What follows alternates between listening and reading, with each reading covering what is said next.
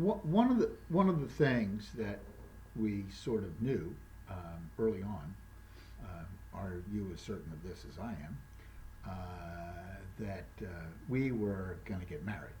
Okay, I mean that was not a question. And even though we had not met one another, we knew. And I remember even like after a couple months, Bill said something that I agreed with. That it was like, we're so committed to each other that at this point, if we broke up, we'd have to get a divorce. Right. Yeah, I mean, it was just like, we're just like so Right. already married practically, even though we hadn't actually gotten married, hadn't even met each other. So anyway, we started to formulate some sort of tentative, very tentative plans for getting married. And we talked about. Well, first of all, since you're Quaker. Oh yeah, that we didn't necessarily need a preacher, a minister, a pastor, because the Quaker belief is that people marry each other. Okay, that we would commit to one another by vows that we said to one another, and maybe we would need a justice of the peace or somebody to sign something so that To make it legal and everything. To make it legal. So we could visit each other in the hospital. But in the meantime, we were going to marry each other. Mm-hmm. And so. Well, so we had a really great plan for New Mexico. And I want to tell about this because I hope somebody else will use it, because I think this was just going to be so great and we ended up not doing it. But you liked Santa Fe a lot. Yeah, I'd been to Santa Fe. We were looking for some place where both of our families could come visit. So it was like someplace neutral. And I don't think I might have been to Santa Fe as a kid, and I've driven through Albuquerque a few times, but I don't think I've ever really visited there. So it sounded like a really cool place. Yeah.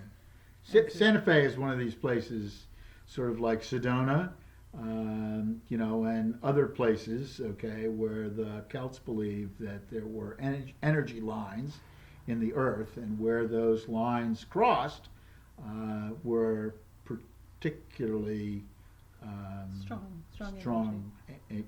They were, for lack of a better term, small age, but holy places. Okay. So Santa Fe just seemed very appropriate. Santa Fe seemed appropriate. And we looked on Airbnb, right, and found 3 homes owned by one person. They were kind of like in a compound.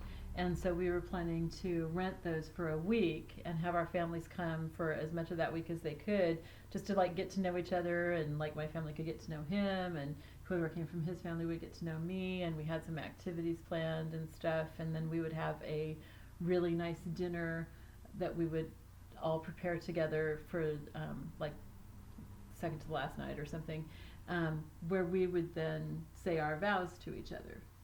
And so that we were kind of moving forward with that and everything. And then when I was in California, we decided that was just too long. Well, we were looking at June. Okay, this was September. We met in June. We were looking at getting married the following June. And because John was still with me, we were going to get married but not live together because Bill needed to be here in Still Pond and I needed to be in Minnesota with John.